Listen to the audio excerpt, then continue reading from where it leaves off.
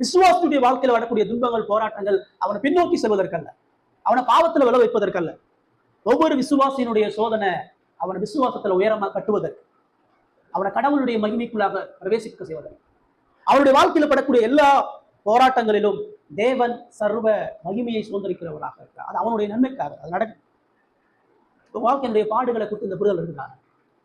பிரச்சனை வந்துட்டா புலம்புறோம், வியாதி வந்துட்டா புலம்புறோம், வாழ்க்கை சரியில்லைன்றோம், இப்படி ஆயிடுச்சுன்றோம், இப்படி நடந்துருப்போன்றோம், எதிர்காலத்தை குறித்து பயப்படுறோம். இதெல்லாம் இப்படிலாம் என்ன பண்றதுன்னு நினைச்சிட்டு இருக்கிறோம்.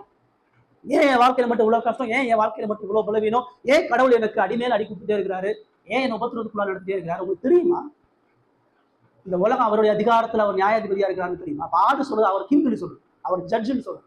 பாவத்தின் நிமித்தமா என் யோபுக்கு பாடு கிடையாது.